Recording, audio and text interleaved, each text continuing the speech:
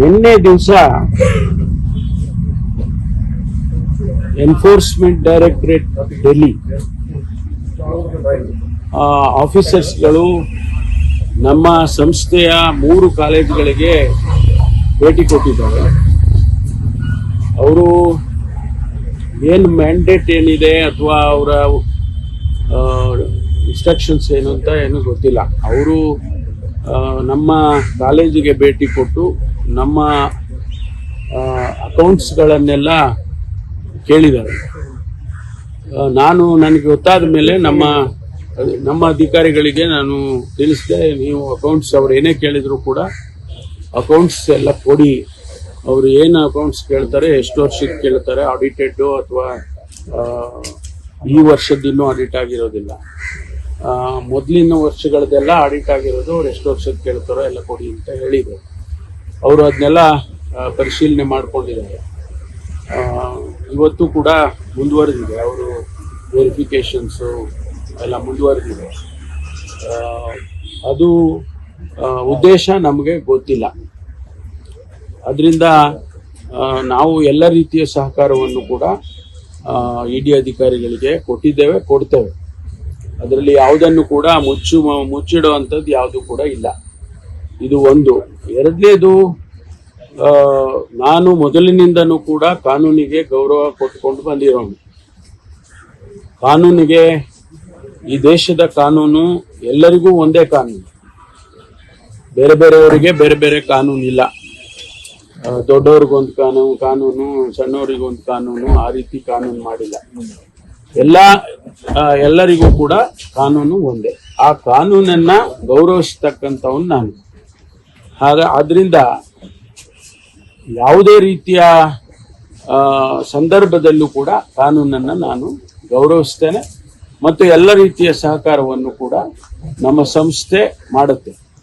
ಯಾಕೆಂದ್ರೆ ಇದು ಸಂಸ್ಥೆ ವಿಚಾರ ಆಗಿರೋದ್ರಿಂದ, ಇದು ನಾನು ಒಬ್ಬ ಇಂಡಿವಿಜುವಲ್ ಅಲ್ಲ, ಇದು ಸಂಸ್ಥೆ ವಿಚಾರ ಆಗಿರೋದ್ರಿಂದ ಸಂಸ್ಥೆ ಎಲ್ಲ ಸಹಕಾರವನ್ನು ಕೂಡ ನಾವು ಕೊಡ್ತೇವೆ.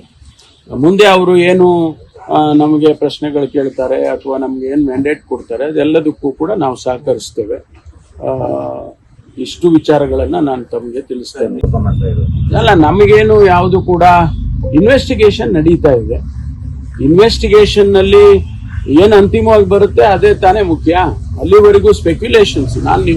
ನಾನು ನಮ್ಮ ಮಾಧ್ಯಮ ಸ್ನೇಹಿತರಲ್ಲಿ ನೀವು you been very good to people, ನನಗೆ ಅಂತಾನೆ ಅಲ್ಲ, ಎಲ್ಲರಿಗೂ ಜನರಲ್ ಆಗಿ. ಬಟ್ ಮೈ ಓನ್ಲಿ ರಿಕ್ವೆಸ್ಟ್ ಈ ಸ್ಪೆಕ್ಯುಲೇಷನ್ ಮಾಡೋದಕ್ಕಿಂತ ರಿಪೋರ್ಟ್ ಬಂದಾಗ ಮಾಡಿದ್ರೆ ಬಹಳ ಒಳ್ಳೆಯದು ಅಂತ ನನಗನ್ಸುತ್ತೆ. ಇಡಿ ಒಂದು ಪ್ರೆಸ್ ರಿಲೀಸ್ ಮಾಡಿದ್ದಾರೆ ಸರ್, ಅದರಲ್ಲಿ ತಮ್ಮ ಇನ್ಸ್ಟಿಟ್ಯೂಷನ್ಸ್ ಇಂದ 40 ಲಕ್ಷ ರನ್ಯರ್ ಅವ್ರನ್ನ ಕ್ರೆಡಿಟ್ ಬಿಲ್ ಪೇ ಆಗಿದೆ, ಆ ಕಾರಣಕ್ಕಾಗಿ ಪರಿಶೀಲನೆ ನಡೀತಾ ಇದೆ. ಅಲ್ಲ, ಅವ್ರು ಮಾಡ್ಲಿ, ಏನ್ ಬೇಕಾದ್ರೂ ಅವರು ಪರಿಶೀಲನೆ ಮಾಡ್ಲಿ. ನಾನು ಹೇಳಿದ್ನಲ್ಲ, ನಾವು ಎಲ್ಲ ರೀತಿಯ ಸಹಕಾರವನ್ನು ಕೊಡ್ತೀವಿ. ನನಗೂ ಕೂಡ ಅವರು ಸಂಸ್ಥೆಗೆ ಕೊಡ್ಬೇಕಲ್ಲ, ಅದಾಗಿದ್ಮೇಲೆ ತಿಳಿಸೋಣ. ಅಲ್ಲಿ ತನಕ ನಾವು ಯಾವುದನ್ನು ಕೂಡ ರಿಯಾಕ್ಟ್ ಸರ್, ಈಗ ಇಡಿ ಅಧಿಕಾರಿಗಳು ಮತ್ತು ಕೇಂದ್ರ ಸರ್ಕಾರ ದಲಿತ ನಾಯಕರನ್ನೇ ಟಾರ್ಗೆಟ್ ಮಾಡ್ತಾ ಇದೆ. ಪರಮೇಶ್ವರ್ ದಲಿತರು ಅನ್ನೋ ಕಾರಣಕ್ಕೋಸ್ಕರವಾಗಿ ಟಾರ್ಗೆಟ್ ಮಾಡಿದ್ದಾರೆ. ಸಿಎಂ ಮತ್ತೆ ಸುರ್ಜೇವಾಲಾ ಹೇಳಿದ್ದಾರೆ. ನನಗದು ಗೊತ್ತಿಲ್ಲ. ಅದು ನಾನೀಗ ಈ ಸಂದರ್ಭದಲ್ಲಿ ಅವೆಲ್ಲ ಹೇಳಕ್ ಹೋಗೋದಿಲ್ಲ. ಯಾಕಂದ್ರೆ ಅವರೇನು ಜಾತಿ ನೋಡ್ಕೊಂಡು ಬರ್ತಾರ ಅಂತ ಒಂದು ಪ್ರಶ್ನೆ ಕೇಳ್ತಾರೆ. ಅದೆಲ್ಲ ಏನು ನಾನು ಅದನ್ನ ಹೇಳಕ್ ಹೋಗೋದಿಲ್ಲ. ಅವ್ರು ಹೇಳಿದ್ರೆ ಅದು ಅವ್ರು ಯಾವ ಅರ್ಥದಲ್ಲಿ ಹೇಳಿದಾರೋ ಗೊತ್ತಿಲ್ಲ ನನಗೆ ಸರ್. ಯಾಕಂದ್ರೆ ಮುಂದಿನ ಮುಖ್ಯಮಂತ್ರಿ ಅಲ್ಲಲ್ಲ, ನಾನೀಗ ಏನು ಹೇಳಕ್ ಹೋಗೋದಿಲ್ಲ. I will not be able to say anything. ಮುಂದಿನ ಮುಖ್ಯಮಂತ್ರಿ ಲಿಸ್ಟ್ ಅಲ್ಲಿ ತಮ್ಮ ಹೆಸರು ಕೂಡ ಇತ್ತು. ಇದೊಂದು ರೀತಿ ರಾಜಕೀಯ ಪ್ರೇರಿತ ಅನ್ಸಲ್ವಾ ಸರ್ ತಮಗೆ? ನಾನೇನು ಹೇಳಕ್ ಹೋಗೋದಿಲ್ಲ ಈಗ. ಬಿಜೆಪಿ ಆರೋಪ ಮಾಡಿದ್ದಾರೆ ಸರ್, ರಾವ್ ಗೌಡ್ಗೆ ಸಂಬಂಧಪಟ್ಟಂತೆ ಪರಮೇಶ್ವರ್ ಅವರ ಪಾತ್ರ ಇದೆ ಅಂತ ಆರೋಪ ಮಾಡ್ತಾ ಇದ್ದಾರೆ. ಆರೋಪ ಮಾಡ್ತಾ ಇದ್ದಾರೆ ಅಷ್ಟೇ ತಾನೇ. ತಮಗೆ ಸಂಪರ್ಕ ಮಾಡಿದ್ರು ಸರ್, ಇಡಿ ಅವರನ್ನು ಬರ್ಲಿಕ್ಕೆ ಹೇಳಿದ್ರು? ಇಲ್ಲ, ನನಗೇನು ಹೇಳಿಲ್ಲ. ಸಂಸ್ಥೆಯಲ್ಲೇ ಎಲ್ಲವನ್ನು ವೆರಿಫೈ ಮಾಡ್ಕೊಂಡು ಮಾಡ್ತಾ ಇದ್ದಾರೆ. ಇನ್ನೂ ಇದ್ದಾರೆ ಅಲ್ಲೇ, ಅವರು ವೆರಿಫೈ ಮಾಡ್ತಿದ್ದಾರೆ. ಹೊಸದಾಗಿ ಕೆಲವೊಂದು ಆಸ್ತಿಗಳ ಖರೀದಿ ಸಂಬಂಧಪಟ್ಟಂತೆ ಕೂಡ ಅಲ್ಲ ರೀ, ನಾವು ಒಂದು ಸಂಸ್ಥೆ ಬೆಳೀತಕ್ಕಂಥ ಸಂಸ್ಥೆ. ಇದೇನು ನಮ್ಗೇನು 68 ವರ್ಷ ಆಗಿದೆ ಸಂಸ್ಥೆ ಪ್ರಾರಂಭ ಮಾಡಿ. ನಾವು ಪ್ರೋಗ್ರೆಸ್ ಆಗಬೇಕಲ್ಲ. ನಾವು ಇಂಜಿನಿಯರಿಂಗ್ ಕಾಲೇಜ್ ಮಾಡ್ದೋ, ಮೆಡಿಕಲ್ ಕಾಲೇಜ್ ಮಾಡ್ದೋ, 2 ಮೆಡಿಕಲ್ ಕಾಲೇಜ್ ಮಾಡ್ದೋ, ಆಮೇಲೆ ಇತ್ತೀಚೆಗೆ ಮತ್ತೊಂದು ಇಂಜಿನಿಯರಿಂಗ್ ಕಾಲೇಜು, ಅದು ಅವರು ಪರಿಚಯದವರೇ, ನಮ್ಮ ಶಾಸಕರಾಗಿದ್ದಂಥವ್ರು ಶಫಿ ಅಹಮದ್ ಸಾಹೇಬರು, ಅವರು ಮುಚ್ಚುವ ಸ್ಥಿತಿಗೆ ಬಂದಿತ್ತು. ಅದನ್ನ ನನ್ನ ಹತ್ರ ಬಂದವ್ರು ಕೇಳ್ಕೊಂಡ್ರು, ನಮಗೆ ಮುಚ್ತಾ ಇದ್ದೀವಿ, ದಯವಿಟ್ಟು ನೀವಾದ್ರೂ ತಗೊಳ್ಳಿ, ನಡೆಸಿ.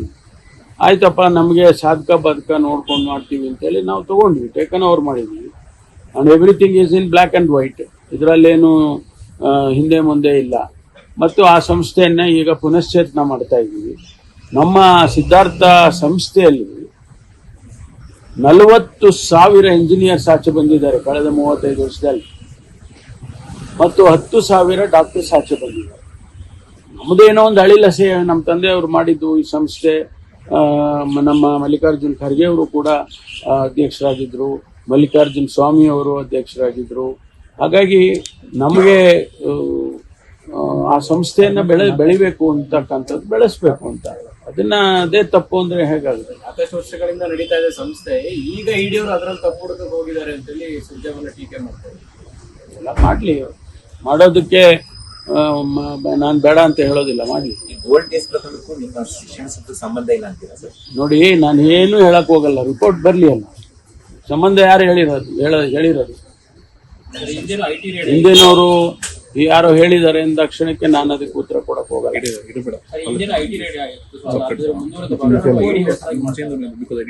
ಇಲ್ಲ, ಗೊತ್ತಿಲ್ಲಪ್ಪ ನನಗೆ, ಡೀಟೇಲ್ಸ್ ಏನು ಹೇಳಕ್ಕಾಗೋದಿಲ್ಲ.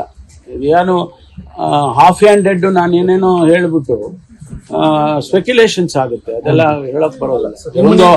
ಒಬ್ಬ ಜವಾಬ್ದಾರಿಯುತ ಮನುಷ್ಯನಾಗಿ ನಾನು ಅವೆಲ್ಲ ಹೇಳಕ್ ಹೋಗಲ್ಲ. ಈ ವಿಡಿಯೋ ನಿಮಗೆ ಇಷ್ಟವಾದಲ್ಲಿ ಲೈಕ್ ಮಾಡಿ, ಶೇರ್ ಮಾಡಿ, ಸಬ್ಸ್ಕ್ರೈಬ್ ಮಾಡಿ.